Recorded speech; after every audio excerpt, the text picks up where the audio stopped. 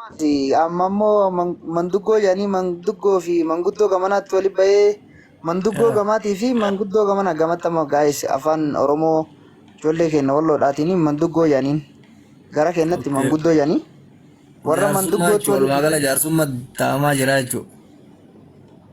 ammaa fi manduggoo waliin dhuftee manduggoo godhaartii gaafa manduggoon fixxe booda Kaayyoon, warri kaayyoon wal qabuu Booranaa kun fi maali sila? Kaayyoon isaa? kaayyoo wal qabuu kun gaafa jalqaba arrabuma ture. Okay. Arraba keessatti gandi tokko miidhame jechuun lakki walli lafarra dalagamuu qaba jechaadhaan waliin mushawwarate namni. Ayyee. Gaafa waliin mushawwaratu lakki waan mushawwartan kana dhaabaa jennaaniin hin dhaabatuun qabu jedhamee jennaaniin gara naallee bakka namni miira qaba miirri keessa galee waraan timsi goorillaa kalaasa sirraa gabbuu qabatti mari'ame. Gabbu'ee gaafa Okay. gabbu'ee Waraana immoo miidiyaatu lafa gabbu'eedha. maa kalafaatti wal qabeere waraanuma miidiyaatu kama miidiyaa fakkeenyaaf damma nama hordoftoota 300 fa'i qabda fakkeenyaaf gaafa ati yookaan waan gaarii tolchitu keessaa kasi jibbu jira ka ati waan yoo nama arabsite kasi jaalatu jira sii galee lafarra ta'a kaasirra ol hin baane jechuudha. Ati nama akkuma 300 kana guutuu eegastii affeerta Hin naffeertu miti danda'amu. garuu dinqisootoota waan ta'aniifi fooloo si godhan jechuudha. Fooloo si eegasi godhanii warruma akkas si deeggaru si jaalatu gizee lafa jiru. Gisee dubbiin akkas miidhamu waraanuma keeti siigalee bobba'aa waa hin qaqqaba jechuudha. Siigalee lafarra gabbuu qabaa gaafa goonuu gaafa lafarra gadi bu'uu qaba goonuu lammanuu maal godhu eegalee yeroo gaafa duraa sani Amaara Arsiidhaa Harree Saltuu fi Amaara ta'e dubbiin gaafa arraba. Okay. Eegalee ammoo lammanuu Oromoo ta'ee dhufe manduggotti. Okay. Oromoo lamaan tol qabe. Eegalee Oromoo ta'e gaafa duraa ammoo arrabni gaafa jiru sanii Arusii Harree Saltuu fi Amaara ta'e jechuudha Oromoo keessa hin jiru ture. Arraba irratti akkas. Akkas ture amma lafarra gaafa gaddeebi'e immoo gaafa lafarra gaddeebi'ee nuyi Oromoodha isinis Oromootu dhufe walqixa ta'e Ooy jechuudha. amma warri qabamu kun sila qallaba seeran itti kennama moo miidhamaadha? Miidhamaan ka agartee tawakkalata deemu hima waa nyaata ka as keessa ture immoo yoo katasaa qabame suni maal godha duraanuu nyaatee ture. Maal jechuun booji'amaan tokko margisee booji'ame seeran hanqaba qabama akka seeratitti. Laa in lagata akka Jawaar Mahaammadiif Baqqalaa Garbaa nyaata lagatan sanis sun ufuma. Hin nyaatu waan itti kennan. Hoo akkanaan nyaata maal lagata nama na lafa dha'a. Amma warri lagate jira warri lagatiin hin jira warri as keessa ture lagateera. Warra karaa dhufu yoo ati bishaan illee qixxeetti kennite immoo dhugaa yoo tumaa itti kennite immoo fudhataa lamman hundi disu. Aboo rabbi nagaa isinii abuusu rabbi jedhe. Amma Amma ni kanatti bu'aa. osoo akkasitti wal qabna jette. Guyyaa adiin fannifamta namnu si jammar namnu akkamis hin qabu bakki wal qabantu hin jirre. Saharaan hin jiru biyya kana beektaa yoo jiraatillee bakka namni jiraatu. Maa eega akkas ta'e lakki walirra waluma sodaatanii tetteettan malee odoo akkas ta'e maal godhanii nasraa deengadda afaan caccabsarre. Eenyu caccabse hoo wanni caccabsaa jedhameetu hin jiru soba. Sobaat. Keezi Fuulli ishee akka nama kanaa waan ati batuun baqataan goone gisee akkasitti baqataan namni atuma jedhee gaafa ciisu keezii inni ittiin tolfata malee namni quba qeensa tiise tokko hin jiru yoo akka tasaa arabni si tuyte araba ni isifta. deengadda maamma kimatee nati kishoo tana natti birmadhaa jettee iyyaan turre. Daa'ima mucattiin sodaatte daa'ima waan taateef sodaatte araba Lakki ulaatti rakkoo. mana fakkaata. Maa gaafa iyyaadannaa gaafa yeroo bara qabsoo san keessa bara feesbuukaa bara tiktookiin hin jirre sani. Bara tiktookiin hin jirre san Ulaatti nama tubaneetuma sodaatte dhayameettanii gaafa galgaluu. bartiidhame. Dhaga'i galgaluu nama ho'itti dhayameettanii taaskii kana kortanii yaa'an turre hiriira. Yaa gisee ajandaa qabbanaa'ullee hin goona gisee tokko tokko. Duraanee gisee tiktookiin kun hin jirre akkas turtanii Mari'annee sobinaas barnu hin warri kaayiroo kun mari'annee teennee jechuudha har'a akkamitti miidiyaa kana taqqoxaxxarru wal arrabsinu yoo wal arrabsinu maal waliin jenna namni addaan nu eegu eenyu fa'aa jaarsummaa eenyu fa'aa yaabna jennee mari'annee jaarsallee dura qopheeffannee warra wal arrabsullee dura qopheeffannee guyyaa wallollee galgala jimaa kenna bitannee dura viidiyoodhaan akka jaarsummaa goonaa sobne sana booda erga jaarsummaan dhufe uf milkaa'ee miyyannee qamaana sanaa jenne. ما وان كرانتي غرواني اس قلبي تي كيستي واغا ماغمو كنا غددا يا ديلي توري amma kun dhara mooduu gaayyattee fudhattaati. ما وان بين بكما يوغا وني كايرو كن توكوچا ساغا ما كغرا والفلت نغر توكتوك مر ولا رفو مل Akkamii wal falata namni halkan waliin qamaa bulee akkamii guyyaa wal falata. والله وان سي جاي بكيسا ما يرم بيتا ديو كنا فا غافا ما بابا شريعت فا اساق زينو فجار ثم في تنسن obboleessa kiyya maal jettee tajaajila araaramtu obboleessa kiyya daangaana ittiin darbine kan barnu tokkokkii kanarra wal ajjeeftee asii booyaa wal lechuu baay'ee bara. Bakka wal ajjeesanii gumaa baafnatanii eeganisi. Asiinu mi cinqabnaa jarree achi gisee araaramtu obboleessa kiyya fixannee amma fakkeenyumaaf gaafa eeggatoo waan goota dhagaye. Abdii muktaarirraa yoo fudhatte amma Assalamu alaikum. manni irraa bitate ka'ee nuti kan mubaarak musammaati fakkeenyaaf amma koloroksii achumaatti kennitanii kan dhufee ulaa sirra dhadhayaa hospitaala jala na ergan. Dhagaye ati an ulaa sirra dhadhaa jetteen ati ka dhufe reedii dhaadhee si gaafate bar. Xiqqoo isiin dubbadhamee afarsu. Ofumaa gaafadhaa bara ofumaa gaafadhaa haaki mallee ofumaa fide. Na isatu si gaafate bar ati hin gaafanne iyyuu bar ati hin gaafanne ta'e inni ofii kiloroksii dhugaar ati ka dhufe reediidha siin jedhe. Ati jennaani ulaa namaa cabsiisiin jedhee dhagaa ulaa namaa caccabsaaranii nuun jedha. Akkasuma akkatti dirgoonaa bara miidiyaa kana akkasitti malee hin danda'amu. Sidura nagalchuu keetiif gala suurii sidura nagalchuu. Reedi wallaahi rifadhe waan dhukkubuse yaa rabbii kiyyaa. Eenyuun? Allah. Suuraa kana arginaa wallaahi maaluma ta'e jedhee. Rifatte? Wallaahi Suuraan suuraa bara qabsooti. Qabsoo odoo qabsoo mugaa turre. namni gisee kaanillee wal arroosu beekta waa'ee kanarratti waliin jaalatu. Suuraan suuraa qabsooti biratti muyne bara jawaari bawoliin dalaynu sani amma duriyyee taane malee. Wallaahi nagam kana wayyaan rifadhee yoon sila maal ta'e jedhan namas qabee taa'aa jira jawaariin duubatti argine ergasii naasoytaa wayyama jedhee hosseen yaa'ee galatooma.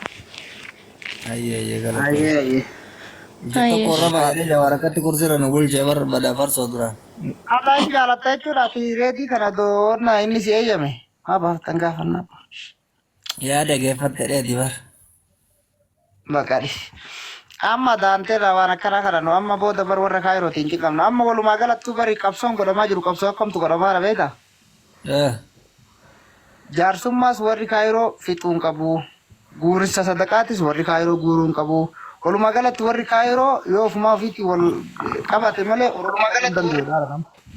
Anamma gorsi kiyya wallola keenya addan dorginaa garuu mootuuf sababa ajandaa kaayiroo waliin ajjeesinaa waliin tuminaa waliin miidhinaa. Gaafii na gaafadha danda'een dalagu gaafii na gaafadha farsomaan na gaafachuu edde ganna darbe. Gaafii gaafatu barbaade sun amma reediidhaan rifattee seente garamas rifate moo afaanumaan sobdeeti dhugatti. Lakki wallaa jaalala biraatii miti rifadhe maaluma ta'e jedhee wayita kaaniin arrabsinaaree kun silumcaan maal ta'e jedhee hosseen muddame. Amma garuu akkam jettaati qeebalta akka nama tokkootti ofirraa fudhatta itti heerumtu of kennitaa fi akka nama tokkootti ati isaa. Laa habiibi jaartii qaba. Jaartiin rakkoo jaartii takkaan hin bullu nu dandeenya. Oddoo qabaatu baate hoo?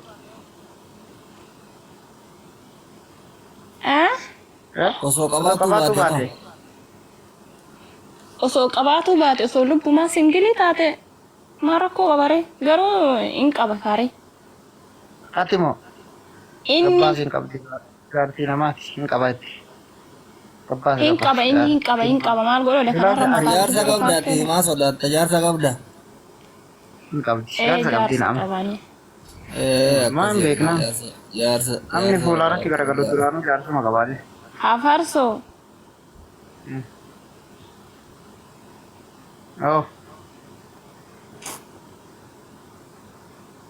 Annama ayyoon tuqa farsoo maa hin beektaree hin qabdi ka jettuuf na beektaree. Gisee tiktookiin kiyya gubatellee mana keesseenii kabajaan fooloo naa kadhatte ani wayi hin qabuu jedhe.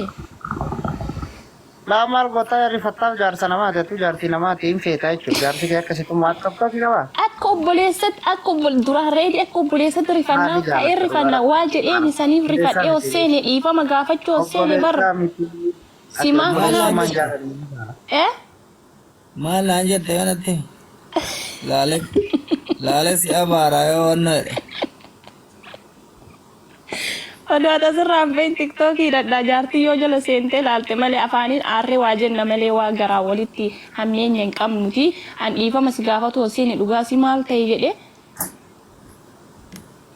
waa maal jettee arrabsite ammati walii gala waan jettee arrabsite amma akka tasaa arrabni sun guddaa ta'e dhaga yoo arrabni guddaa ta'e inni illee xiqqoo si abaarii si buusa yoo ammoo arrabni xiqqaa ta'e laa yoo inni waa haasa'u wayita tiktookiin kiyyan gubatiin illee jala deemee fiidiyoo waraaba bas yaani indiraami ture wayita waa jejjedheeni sanumaayyuu dhiifama naa godhii jechuun yooseen la shari'aallee waan jettanii san dhugaa baasaa waan jettanii san qulqullaa'oo barbaadde akkaan ofii eessa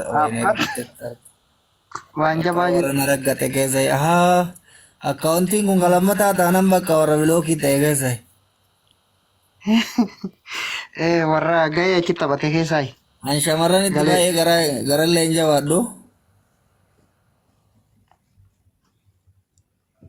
tunoo reediin okkolummaan beekuu jedhaan baabure dhuguma obboleettiin ta'u waliin dhalanne qofa maal jechuu abarsoo ati yoo jogguu jettu obboleettii oo jaartii namaa taate midhaamin okkee duraa wanni waa balleesse bara reedii kiyya obboleettii kana bara bolummaa Assalamu alaikum. waalaikum salaam alaikum salaam Riidiin obbolummaa hin beeku. Obboleettiin ta waliin dhalatan qofa malee zinjidhanii an obboleettii taati an obboleettii maaliin yellama baate bira geennaan shakshiko rabbi sii kenne. Waa waggaa dhibbaraa ta'a. jammarmaa waa ani jedhe rabbuma jedhe obboleettiin ta waliin dhalattanii jedhe Wallaahi billaahi rabbuma jedhe. addaan nuti Kijiba. kun fayyakuu nutti gammadeeta Bar wanni reedii waan fedhe bira geennaan. Reedii waan fedhe bira geennaan bakka bismillaahi jedhee seenaa beeyta. Bismillaahi hennaaniin halaala wanni marti. Bismillaahi hin eegaleeti lafee kiyya. amma sababa kanaa manaan bu'aatii sadiif deema haala kanatti reediin nama biran darbu jechuudha kennan namni ulaa kiyya kana dura samoona tokko hiriira samitti abada farso nageenyummaa kiyyaa sodaadhee manaa bahuu dhiise. eeggadhu abiibi amma keessattuu wallaahi gaggabaatee jira beektaa namni Kaayiroo maal ta'e kanatti sanuu namni shamarrantu dhiira daffaraa beeke. maal taate obboleessoo achitti kaayiroo kanatti dammari biyya teenatti agammaan keenya garuu yoo shortaa kana sodaatti jarri shortaa sodaatti Biyya keenyatti qabattee dubartii siingallammaa si gootu beekta filannoo lama sii keetti. Takka ani si daffaruu si jetti yoo lakkii sin daffaruu jette mootu sitti iyyeetiin manatti na seenee si qabsiisaa jetti. Filannoon kee kamireeti hidhamurra gudeedamtee ba'uu si wayya. Hidhamuu haga rabbiin si beeku. Osoo akka xaphitaa ija keessa nama buusanii sanillee taate waan rabbiin si kennirraa xap keessa gootee nagayaan bayuudha nageenya keetiif. Dirqama maaltu manidhaa waggaa 25 duubaatu jira. Haraami si jedhani. Waan rabbiin si kennirraa biibi'ati of duubatti hin qabatin. Aga rabbiin si kenne. Simatu ittiin dalageeyyu wallaahi billaahi simatu ittiin dalage jegna jiraat. Ani yoomu bakka nama si cinaa jiru jira. Waan manarraa bilisa biibi'ati. Gaana tan ta'e qofa. Wallaahi gaana tan ta'e dhiisin wallaahi rabbi sin dhiisu. Gaanuma kee dhiisin. komentii wayii waan jedhu laal reediyoo doon taane meeshaa isaatti shamarran jaalataa eeggadha Aanaa miti. Waan mana gachi ittiin takka maaluma natti madda rabbi jedhe. Mee waan natti takkoota beekte. raasitti maal galgalchi aayimtu Abarsoo itti fuudhi reedii. Abarsoo fuudha yaarti. Salaam alaikum. Waalaikum salaam. waa'ee wannoora Jirta Redwan? Naguma fayyaa. Baga nu jiraatte goota keenya. Aamin.